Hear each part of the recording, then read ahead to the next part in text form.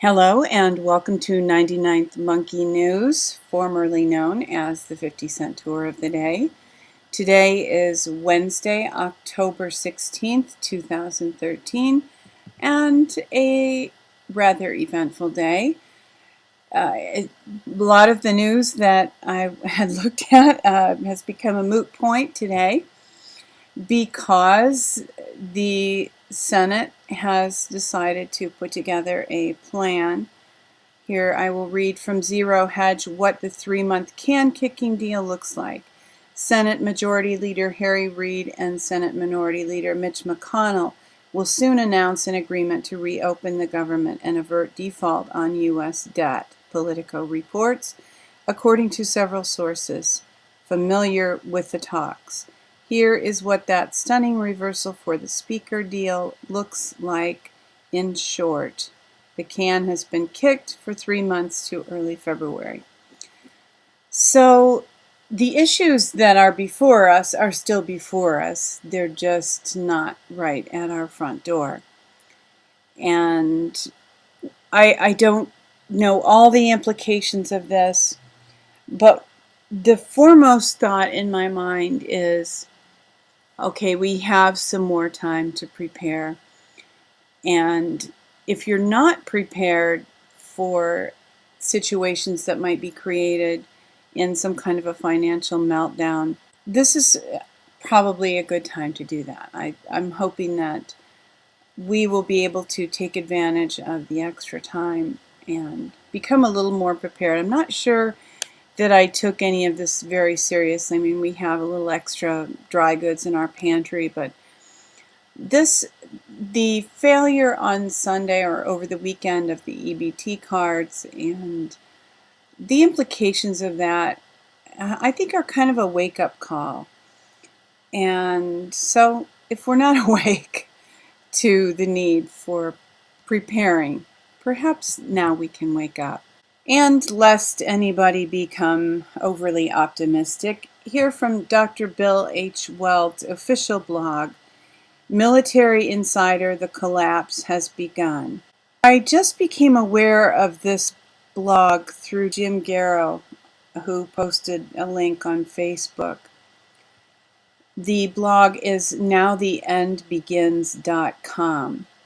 And this article is Obama continues to use Nazi Germany as his template for socialist victory in America. And this blog, Welcome to the Last Days, I haven't really had the time to determine what their philosophy is. I'm really just referencing this one article, and I should probably use this opportunity to state that I don't necessarily embrace the philosophies of all of the websites that I use as reference. I don't even always embrace the philosophies reflected in the articles. I just find issues and perspectives that I believe are significant. I don't agree with all of them. In looking at a lot of points of view, I believe that it's possible to puzzle piece together a picture of where we are and what future might be likely for us. So this is an interesting article in that light. Obama continues to use Nazi Germany as his template for socialist victory in America. And Alex Jones frequently talks about a plan that has been enacted in other countries, and the process of enacting the plan facilitating the plan has begun in this country. And love him or hate him, this man is one of the main facilitators of the plan. And another issue with that just shows us where we are. From this morning, Chase Bank limits cash withdrawals and bans international wire transfers. This means that your money is not your own. Your money is the bank's. We have become so accustomed to having the banks be such a large portion of our lives that it seems normal to us. It seems like the everyday course of how things should be. But I wanted to take a brief look, just as a reminder to us of how we have given ourselves to the banks. The behavior that benefits them as creditors has come to be accepted in our culture as good behavior. And just as an example, your FICO score, what determines your credit score? It's payment history, outstanding debt, length of your credit history, new credit, and types of credit in use. FICO has recently announced its new FICO mortgage score. In addition to the above factors, this score may also take into account child support payments, payday loans, public records, and rental payments. So your life is under the microscope. The banks can look at virtually every aspect of your life in determining whether they will loan you money or not. Now, if you can't have money loaned to you, that presents a whole set of problems. But they're not problems that can't be overcome. It's probably best to not borrow money at all, if possible. And I was just thinking yesterday, I spent some time thinking about how I was in a church once, and the church the pastor did not want to go into debt to build a building, and the board agreed. And so every person in the church committed within a year to donate a certain amount. This happened to be $3,000. And we had a few hundred members. And at the end of a year, we were able to build a beautiful church building. I mean, it's not like the Winchester Cathedral or anything, but it was a great facility, very, very workable, very, very aesthetically pleasing. And so, it was actually an object lesson that people can do things without going into debt. And I had an aunt and uncle who never had any debt. They paid for their house with cash, and they're blue collar. They were working people, but they understood that when you save and then buy, the interest works for you. But when you buy and then pay, the interest works for the banks. So they always saved money and bought their cars with cash. And it's possible to do. And what I really want to say is FICO scores, credit scores, are behavior modification. They train us to behave in ways that benefits the banks. And that's really not a way to live. If you've ever read the borrowing laws in the Old Testament, the creditors had to pay a lot of respect to their debtors, and were actually not allowed to, if a debtor gave them something like a blanket, I mean, it's called a cloak, but it amounts to a blanket, in pledge for a debt, the creditor was meant to return the blanket to the debtor every night so that the debtor would not be cold. And when you consider how far the banks have come from that, and the relationships between creditors and debtors, it's just astonishing. And from a few years ago, just for fun, I have this InfoWars article, 5 Reasons Not to Pay Your Credit Cards. I was looking for an article because I thought I would probably find something out there. I did a search for behavior modification credit score, and I actually found virtually nothing. But they do modify our behavior by imposing this system of this judgment on whether we're good people or not based on how we pay our debts. Well, there are a lot of other measurements of whether somebody is a good person. And this is just another way in which we've been hoodwinked. This was the only thing I could find in my search. No, I didn't spend hours searching. I just looked at the first couple pages. Behavior modification linked to credit scores, and this is rants from the embedded hardware guy, and he's not objecting to this. He knew of a nonprofit that accepted donated vehicles, fixes them up, and sells them a hair above cost to individuals that have less than perfect credit. So what this nonprofit did was they wired these vehicles to give an auditory reminder when the payment was due. It was something that counted down, so they would know the payment was almost due. And if they came to the day of the payment, the ignition fails in the vehicle, so they can't drive the vehicle if they have failed to meet a payment on time.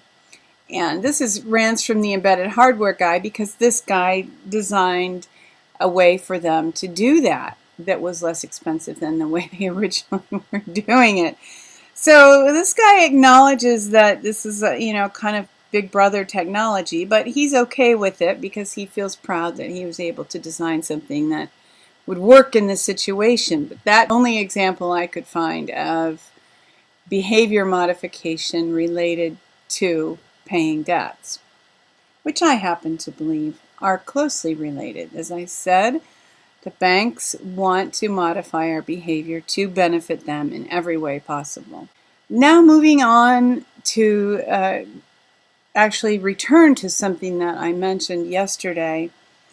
I did watch the Dutchsinse video. They offered me the world, and I found it interesting. It was entertaining, as I anticipated, but it actually gave me kind of a creepy feeling, because here's what I took away from it. After you read the whole exchange at the link above, I'd like to point out that no one is disputing the history of the White Dragon Society, Black Dragon Society, or the similarity between Do What Thou Wilt from Aleister Crowley and, quote, all actions are permissible except for the abrogation of free will choice by another from the OPPT hijacked oath, end quote. I should have actually ended the quote before saying what it was from. The Crowley philosophy, and I'm continuing to read what Dutchsinse wrote. The Crowley philosophy and the, quote, all actions are permissible, end quote, philosophy are interchangeable. They mean the same thing. The Crowley belief of, quote, do what thou wilt, end quote, translates in modern English to, quote, do what you want, end quote, or, quote, all actions are permissible, end quote. No one can deny this. And he basically is just, he goes on and explains his responses to the comments that he received, and he is finished. He ends this by stating, after reading their responses, it really does appear that the White Dragon Society and OPPT have become unwilling organizations being used by a third group to enact a plan involving $1 trillion that is supposed to be distributed to the world. If you follow the more esoteric side of what's going on, and to some extent I do, although I don't often bring it to the video, I just have an interest. I really want to know what is going on ultimately. That is my motivation. And one does hear of, large sums of money, the prosperity packages, the secret gold, the fortunes of the Asian families, and it's really difficult to know how all this fits together, what's even true, what's even real. So what I really want to look at here, and what pushed my button, what was really kind of an alarm bell for me, is the fact that Dutchsinse and others were approached by people offering a lot of money and a lot of support to, I don't know, maybe cave to some degree, to become a part of some agenda. And it just reminded me, and you see other things out there as we watch potential shifts happen, and as even as I have personally, along with my husband, seen different groups that present themselves as ways to restore a republic. There have been 2 or 3 groups that we've kind of been at least on the fringes of, some more involved in that, who are promising what it is that we all hope for: restoration of the constitutional republic of the United States. And beyond that, even a place where we do enjoy liberty and justice for all, an end to wars. There are a lot of desires that people have, and quite a few groups that promise those things. After becoming involved with the groups, virtually all of them, we became aware of a kind of a tyrannical leader. And here's something that I thought, even in this issue with Dutchsinse, triggered this thought that the evil that is controlling the world, and I'm referring to the spiritual evil, if the people who are perpetrating the evil fail, the spiritual evil that is moving them and empowering them will find another roost. And I think that as we experience change, that's one of the really big cautions. Now, I have some friends who believe that the devil has already been restrained, like the 1,000 years, the millennium, whatever, and that we're just entering into the time when he's been restrained. I don't feel that. I look around and I see a vibe that, that's not reality. It'd be nice if it was. I'd like to convince myself, but I don't believe that's so. I wanted a way to express this idea of evil taking a seat in a different place when it's routed out in one place, and then it finds another habitation. And that can happen, I believe, with groups, with people, with leaders. Any entity, I believe, can be inhabited. And if you've ever read Bob Mumford's great little book, Dr. Frankenstein and World Systems, it takes maybe an hour and a half to read, maybe an hour. Some of the best time you could spend in understanding what's going on in the world. A system, an entity can take on a life of its own. And it can become something that even the creators never intended. And I believe that to some extent the reason that happens is because a demonic entity, a spiritual entity for evil, will come and inhabit. And here's just an example. If you've ever read The Hobbit, if you're familiar with the Lord of the Rings story, yeah, we're all nerds, right? I mean, can we get away from it? The Hobbit, or There and Back Again. And here is the story of the Necromancer. It's actually just a character analysis. The Necromancer was a character in The Hobbit who Gandalf had to go and deal with. Well, the Necromancer was Sauron. He left the forest and went to Mordor and set up shop in Mordor.